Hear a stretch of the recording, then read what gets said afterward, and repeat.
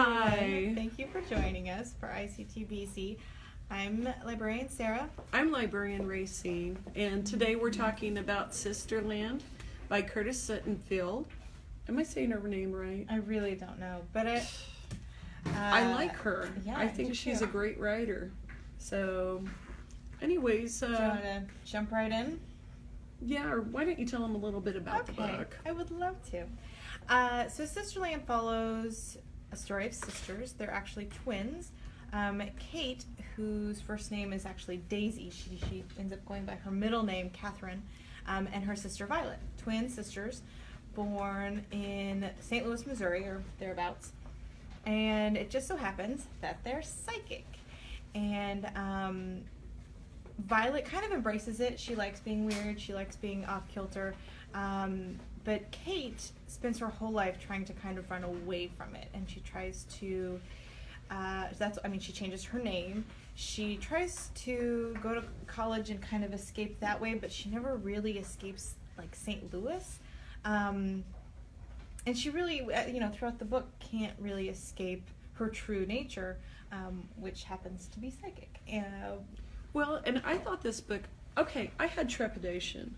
I didn't want to read this book because it was like, oh, psychic, really?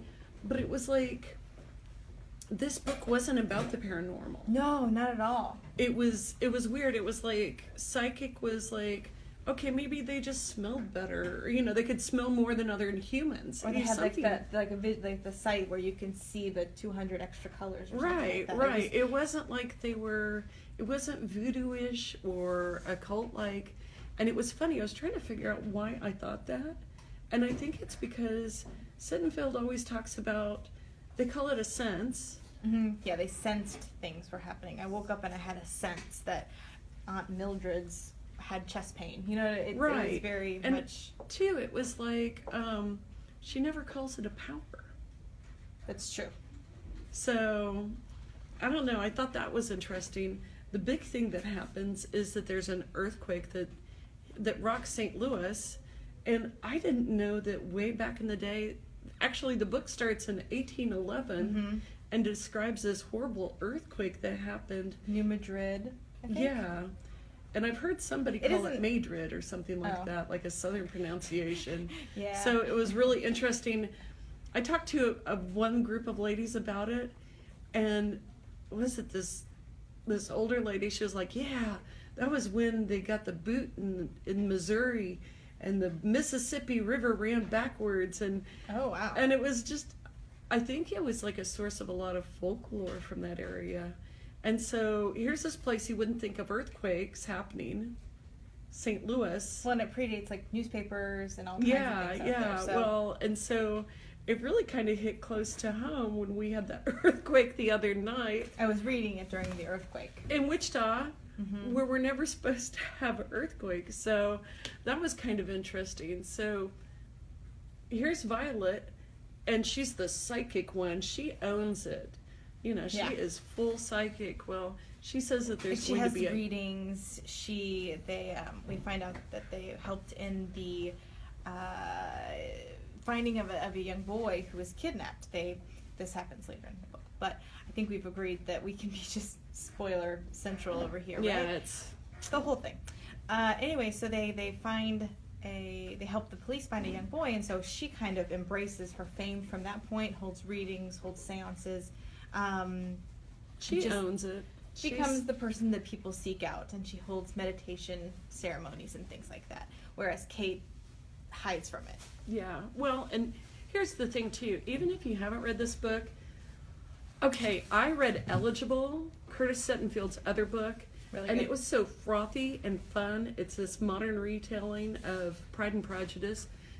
I love her writing. I think she's one of my favorite writers now, because she just, her books are so eminently readable. They really are. So, and here's this book that I wouldn't normally read about twins and psychics and blah, blah, and blah. Earthquakes.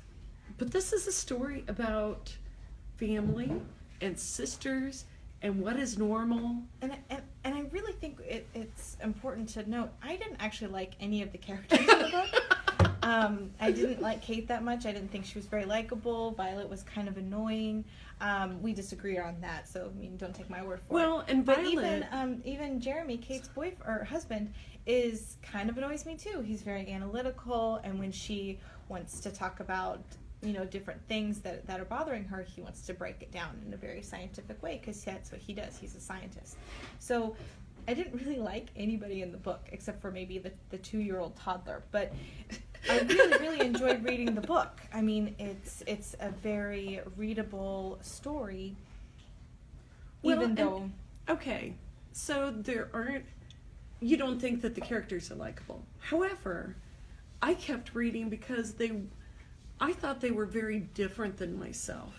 And sometimes when I find books where it's like, it's a readable book and the characters are completely, I have nothing in common with Kate. She is, I think she's, mean. She's not nice. Yeah. Well, because in her quest to escape her true self, I think she just kind of... She makes herself way more miserable than, it's just...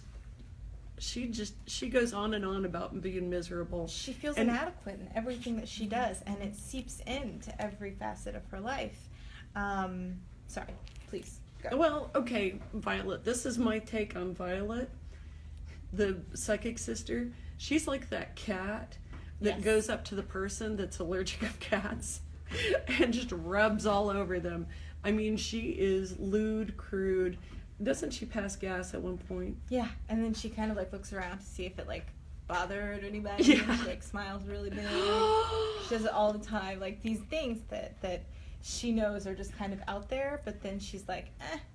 Well, and I'm she so can't cool. decide if, she's going through this phase where maybe I'm bi, maybe I'm gay. Mm-hmm. I don't know.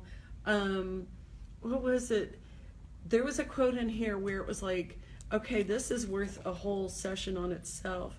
She says that children are a problem that people create so that they can congratulate themselves on solving them.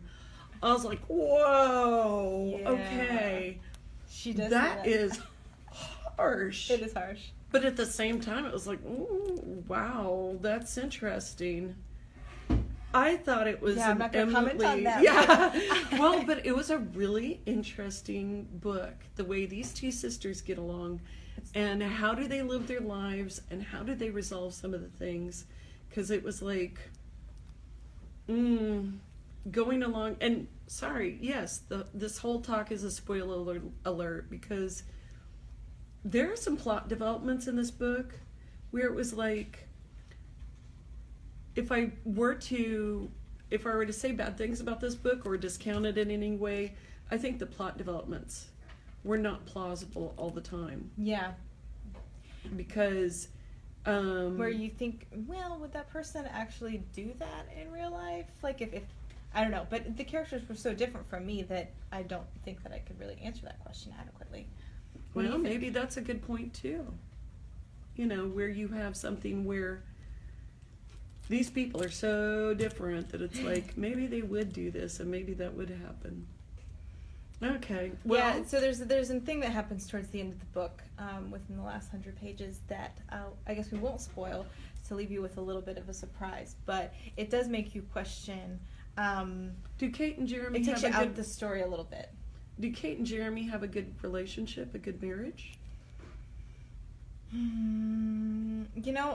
I think just like with Kate, on the surface everything looks good and fine, and I think that they love each other, at least throughout most of the book. I don't know. What do you think? Well, and I think it's one of those things. Don't you have relationships where on paper everything shouldn't work? Yes. I mean, you have a best friend or you have a boyfriend or whatever, and it's like, man, on paper this should not work and it should be horrible, but yet it's one of the most loving and rewarding relationships you could ever have. And I think with them it's just the opposite. On paper they're great. Yeah. They go together well. He is the yin to her yang. I think That's she's a good got point. mercurial things going on in her head and her heart that she doesn't let people onto. Yeah, she doesn't let him in enough. Yeah, and he's like one of those people where, you know, he's just placid. And don't you think? Yeah. He explains things with science. He is not ruled by his heart. And she's all. everything that he's everything that she wants to be. Yes. And Well, they I know should be working great, and they do work great for the most part, but boy, like when real she trouble comes hits. along and jacks it up. Yeah. So, okay. Well, I don't know. I mean, do you think that people really can be psychic? Do you think that people have premonitions, or that it's all like kind of just predetermined? and it's interesting that you asked that question, and we were just talking about Jeremy, because a lot of things he does, he knows his wife has ESP. Senses. But he also talks a lot, or there's this one whole section where he talks about predestination, where if you think something's going to happen, you're willing it into existence. And she has such a hard time when she's first a new mom. Okay, am I having ESP, or am I just worried that this is going to happen? Yeah. Am I terribly paranoid, and concerned for my child? That was tough. Yeah. I think that, I don't know, I think that there are things that are unexplained in this world, and I think things happen, for a reason, but I haven't felt very ESP-y. Yeah. Does that make, I don't know, but is that a like word? then you think no, it's not. But then deja vu. I don't know. I mean, it's just like where you have these like. I think they're thoughts. brain hiccups. Your brain hiccups. That's what it is. It's like a glitch. It's like a record skipping for a second. Hmm.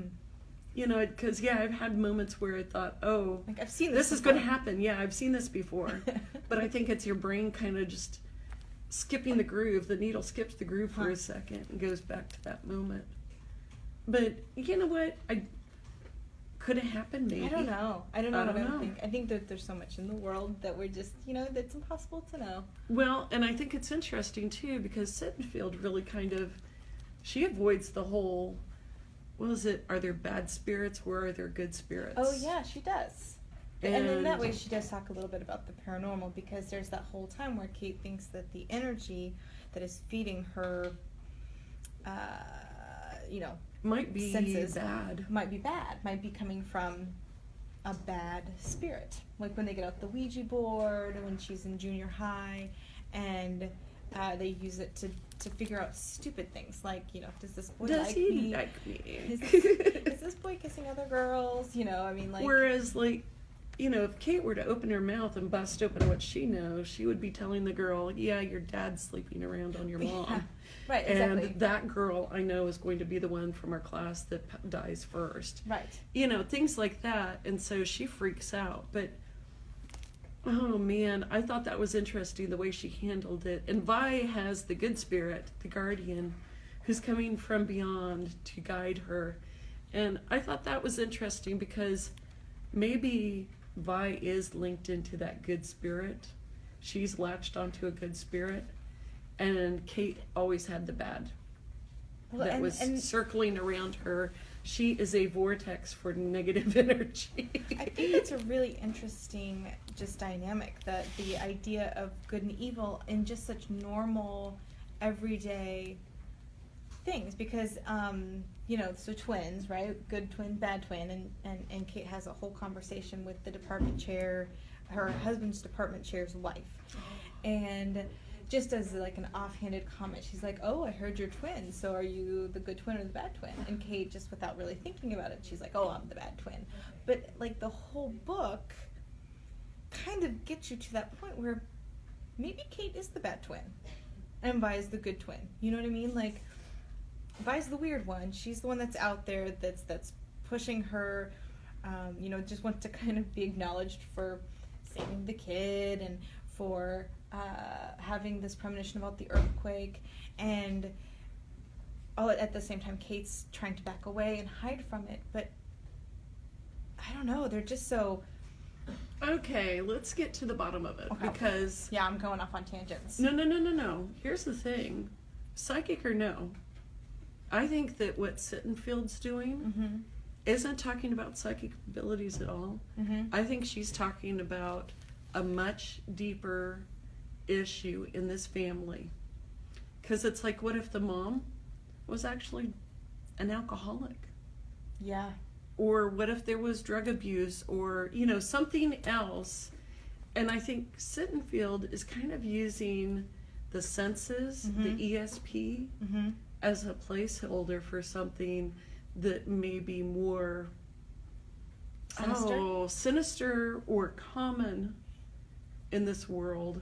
You know what I mean? I think that's very true. I think it could just as easily have been almost anything else that, you know, Kate had been running from, that Vi embraced, that kind of defines their entire life. It could be any number of things, and it just happens to be that they're psychic and they predict an earthquake. Yeah, well, and so I really if like you haven't read this book, pick it up, because I mean, and I can't wait. I'm going to go back. Well, she's got American Wife. And Prep. I remember when Prep came out, and I really wanted to read it, so I think I might actually pick it up. Okay, well, and if you haven't read Eligible, That's her latest. It's a modern retelling of Pride and Prejudice, which just so happens to be one of my favorites. And it's really, really fun and fresh. And I don't honestly like a whole lot of retellings of Pride and Prejudice because I'm kind of a purist. But this is done in a way that she does it so spot on with the with the modern things that the Bennett sisters could have faced. Exactly. I think that's why it's beautiful. So. And Eligible Anyways. is a a televised dating show, like The Bachelor. Yeah, That's where it comes from. Very cute. You know what? I didn't know much about it before I read it. Just pick it up. Be a Racine and go get it. Racine, why didn't you tell our wonderful audience what we're reading next month? Well, we're going to be reading The Immortal Life of Henrietta Lacks by Rebecca Skloot. It's a nonfiction book, and it's about this woman who's, unbeknownst to her, some of her cancer cells were harvested. And so it's in the about 60s, yeah, right? It was in the 50s. Her cells went on to help solve medical things like polio. You know, they were a way to find a cure for polio. Other cancers, they helped in the researching of AIDS. Her cells were the first cells that lived on in the clinic, in the laboratory. So it's a wonderful book. We've got copies at the main library at the checkout desk. You can also place them on hold. You'll love it because it's much more about a woman whose family was taken advantage of, and it's about an African American woman growing up in the South. What she had to deal with, but it was also about medical ethics. It sounds like a downer, but I mean, really, it's an amazing story. So, well, and her story deserves to be told. I think that that's important. And it'll blow you away. Yeah, I'm excited to finish it. I actually started it years ago, and I'm gonna finally get back to it. This is a good excuse. So. Yay! Yeah. Well, thank you so much for joining us today. Yes. Look for ICTBC next time. I'm Librarian Racine. I'm Librarian Sarah. And if you didn't get a chance to give us your thoughts on Curtis Sittenfeld, or Sisterland, or any number of the things we discussed today, please do so in the comments, and we'll try to get back to you. Okay? See you later. Thanks.